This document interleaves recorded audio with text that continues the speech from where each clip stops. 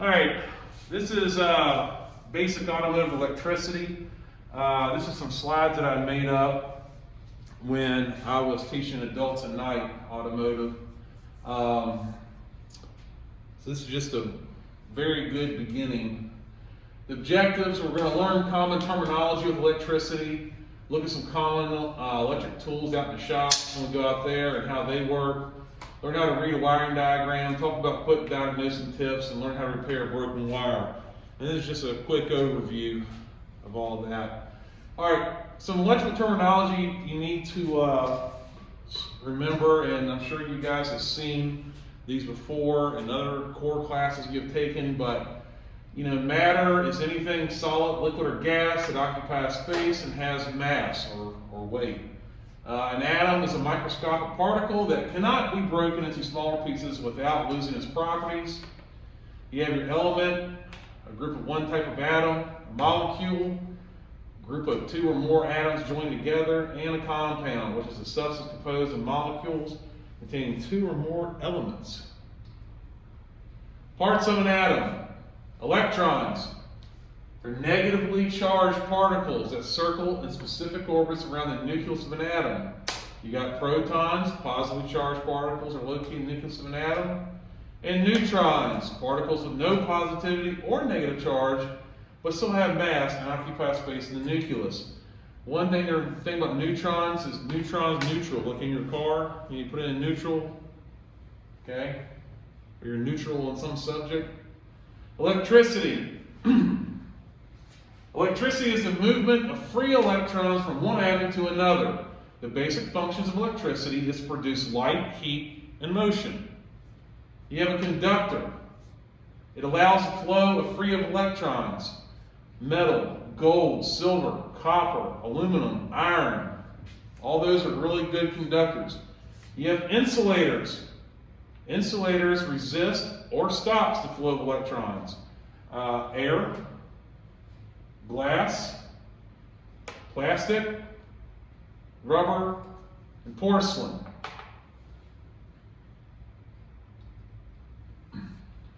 Voltage, amperage, and resistance. Okay, these are the three things you really need to hammer in your head. Voltage, it's electrical force or pressure that pushes free electrons and causes current.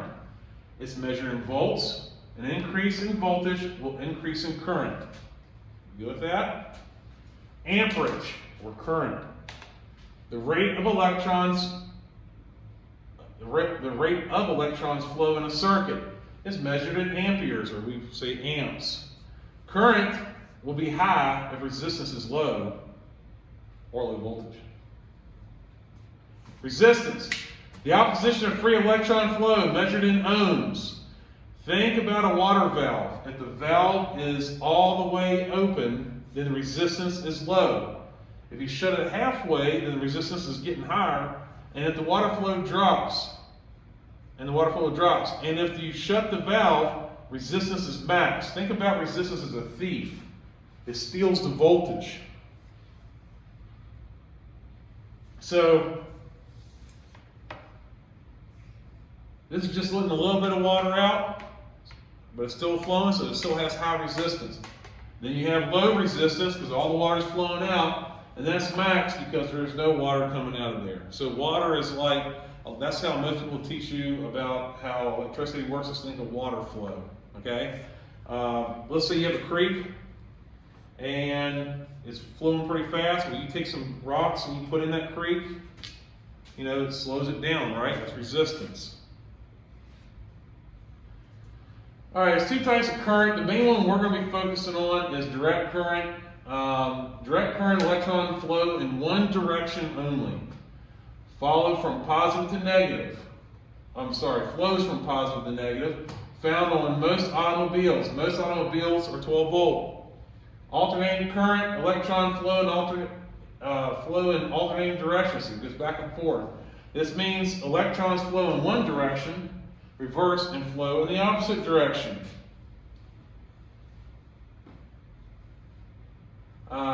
Direct current, it's like a 12 volt battery, that kind of system. Alternating current, that's what powers your house lights in your house, refrigerators, all that good stuff. Circuits. A circuit is a closed electrical path for current to flow. Okay? So current needs to flow, and it has to have a path for that. So a series circuit, only one path for current. One or more loads wired in a single path. Parallel circuit has more than one path for current. A series parallel is a combination circuit. It's a combination of series and parallel circuits. Some wires are wired in series and some in parallel. Frame ground circuit uses the metal structure of the vehicle to return electricity to the power source, found usually in older vehicles and heavy vehicles like buses, dump trucks, stuff like that. Funny story about this, my old 65 Chevrolet truck, the turn signal didn't work, and I pulled the bulb out, looked at it, the bulb looked good, so I got another bulb put in there. And I was like, well, why should I go install it? I'll just make sure it works before I go do all the work putting it back in. Hit the turn signal, still not working. I could not figure out, what in the world is going on with this thing? It was my first time dealing with a frame ground circuit. So my father said, put that socket, back in there. And I looked at him and said, why? It's not working. Why would I do it? He said, trust me, let's do it. So I put it in there and the thing started working. And I was like, what in the world is going on? And then I noticed it only had one wire going to it, just a power wire. So you need a power and ground, so it was sending power to it, but then it didn't have a ground because I had it here in my hand, not plugged up into the vehicle. So yeah, that got me on that one. Comparing series and parallel circuits. So this right here is an example of a series circuit. You got this is your battery right here. Of course, we're using a 9-volt. Positive flows this way, goes to that bulb, comes to that bulb, comes out here to ground. Okay. The parallel circuit comes out here. Positive goes here. Both grounds connect. Boom. Let's name some common electrical tools. All right, you have solder, which is an alloy with low melting point. It gives the best permanent way to connect electrical connections. Solder is something we'll be doing out here in the shop, and I want to make sure you get proficient at that. Soldering gun, tool to use to melt solder. It kind of looks like a test light. Some of them are more like a pistol grip kind of deal. When it comes to soldering guns, I prefer like a butane one, so we don't have to have a cord. I don't like having a cord restricting me. It restricts where you can go. Soldering guns get very hot and will burn you. Been burned by them a lot of times. So there's a thing called wire strippers. Quickly peels off insulation around the wire. Crimping pliers, tool used to crush the wires into a crimp connector. Test light provides the quickest way to test for voltage in a circuit. Note, although it's a fast way to do it, it's not the best tool to use all the time. We'll talk more about that later. Multimeter or volt-ohm meter used to measure exact electrical values in circuits. You got your power probe, which is one of my personal favorites. The battery-powered test light that will allow you to put power ground in a circuit. Never used when diagnosing airbag system. So what a power probe is, you hook it up to your 12-volt battery in the vehicle you're working on, and you can apply power and ground to circuits to see if you can get them to work. Use a lot of caution when doing that, because if you screw up, you can send a module up in smoke. So you got to be very careful with it, but I really do like them. And of course, you don't want to ground out or give power to an airbag circuit that's going to go off in front of your face. So it's something you're going to want to get a little bit later in your career, not the very beginning, when you're collecting all these tools. So anyways, scan tool. On most scan tools, you can see what codes are stored in your car's computers and see the values that your sensors are receiving and sending. So on a scan tool, you can actually look up like how much voltage something's producing, or on some things you can see that. It's pretty neat. All right, here's some tech tips, and we're going to go through this how to use a DVOM. DVOM is one of these right here, and it's called a digital volt ohm meter, okay? A lot of electricians use these. It does AC, DC, volts, resistance, amperage, all kinds of stuff. And we're going to get more into that later on. My suggestion to you is find somebody on YouTube or something that is credible and knows how to use these, and watch their videos and then practice yourself. Whenever you're looking online, just make sure you find somebody that's credible. You don't want to find somebody to get you in trouble. Use a highlighter to trace the path of current in electrical diagram. So a lot of times when I'm looking at an electrical diagram, have it up here, have an electrical diagram, before I even go to the vehicle, I'll take my highlighter and usually I use red for power, and I'll go through and I'll trace just so that way I can see how it's how current flows in it. Don't make something more complicated than it has to be. This was told to me a long time ago. KISS, keep it simple, stupid. Sometimes I'm a victim of this. I make it more complicated than it has to be. Take the electrical diagram and start it in the middle, or cut the circuit in half, and find out which half of the circuit is the problem. So once let's say you're doing an electrical diagnosis on something, and this wiring diagram, let me give you an example.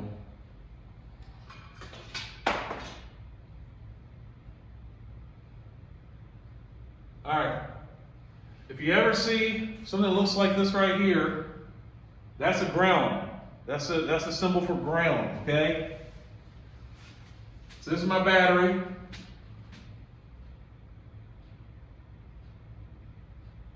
Anybody know what that is?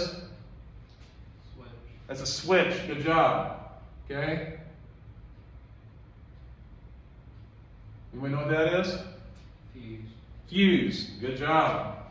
Okay, then I'm going to go like this. Light bulb. I'm going to go this.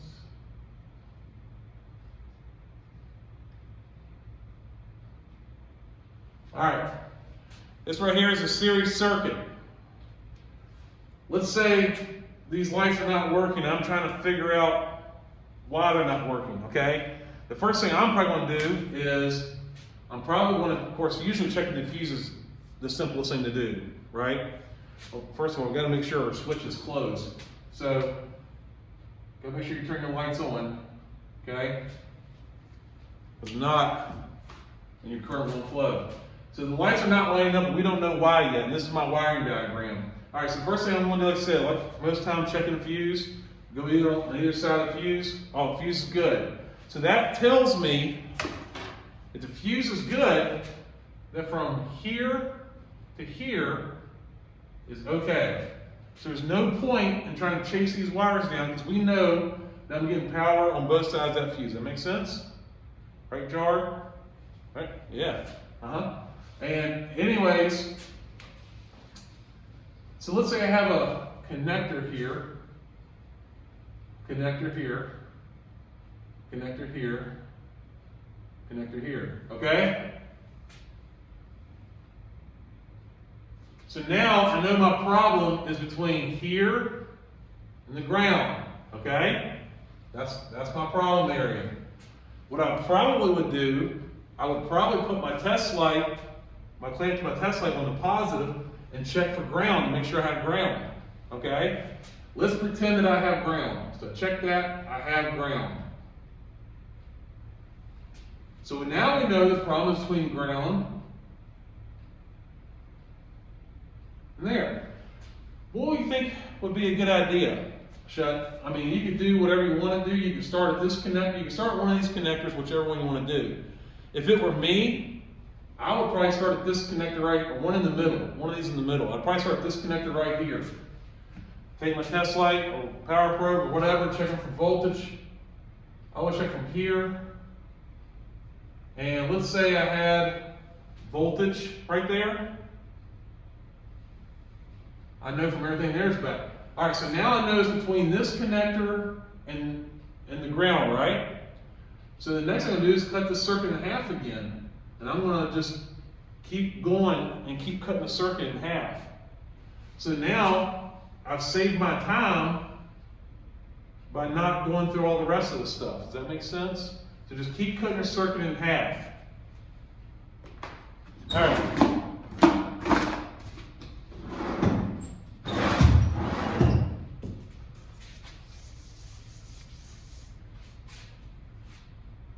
Become familiar with electricity. Remember, I'm just scratching the surface right now. This is the very beginning. We'll be practicing soldering, like I said. You ought to be pretty proficient in that. Before measuring resistance, make sure there's no power on that circuit. So if you have power on that circuit when you're trying to measure resistance, it is going to throw your readings off. All right, let's talk about jump starting a vehicle. First, connect the positive, which is usually, and you hear me say that word a lot in this class, usually red lead of the jumper cable to the dead battery. The second step is you connect the positive lead of the jumper cable to the service battery. Third, connect the negative, which is usually black, lead of the jumper cable to the source battery. Fourth, connect the negative lead of the jumper cable to a good ground on the vehicle with the dead battery. This helps keep the spark away from the battery. Hold the engine about 2,000 RPMs and then have somebody else start it up. Start the dead one up. Disconnect the lead from the chassis of the vehicle. Disconnect the positive, then the negative from the source battery, and disconnect the positive from the dead battery. And usually that's the best way to jump start a vehicle. I personally, with all the electronics on cars anymore, I'd be very hesitant about jump starting a vehicle. My uncle's got a newer Expedition.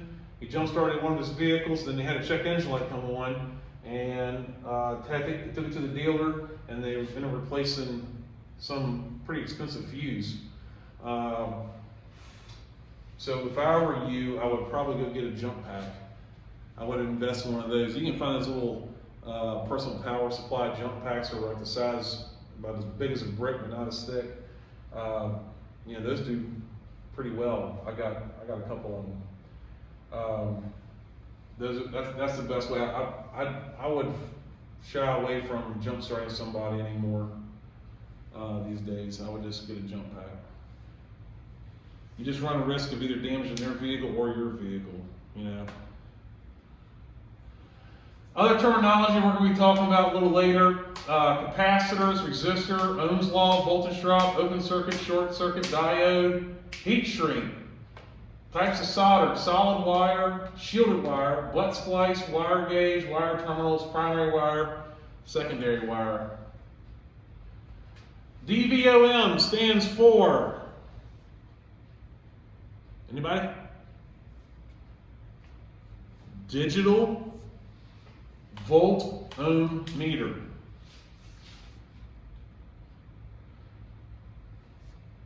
Test slides are the best electrical tools to use in electrical diodes. And here's who put diodes as that's short for diagnosing. True or false?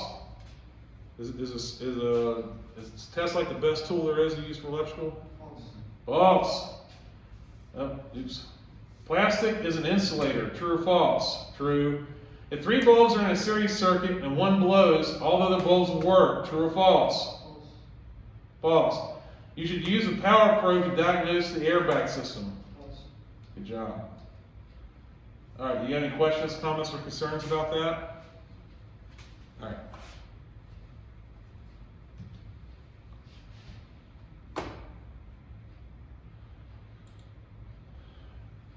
So,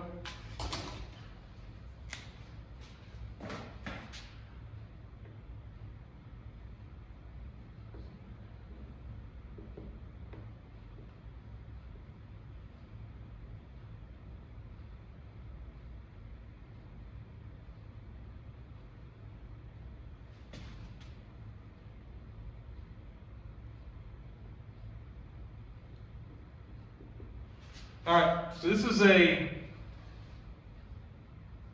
series circuit. Everybody see that? Okay? So think about it. Like I said, current has to be able to flow. okay? Let's say a mouse chews through the wire. Now created what they call an open, okay? Or maybe the frame, the wire's running against the frame and it breaks the wire, whatever. That's called an open, okay? Obviously current cannot flow. Now, if this bulb blows in a series circuit, obviously, let's say the first bulb blows. Is the second bulb going to work? No, because current stops right there, okay? What if this bulb blows? Is that going to work? No, because it's not going to get a ground. Current can't flow. Does that make sense? That's a series circuit. That's the first one I want to try to get mastered before we go to parallel. Parallel is a little bit more complicated than that. And then we'll talk about series parallel as well later on. But I just want to let you know, just get your idea of how a series circuit works, okay? All right. Anybody got any questions, comments, concerns? Good? All righty.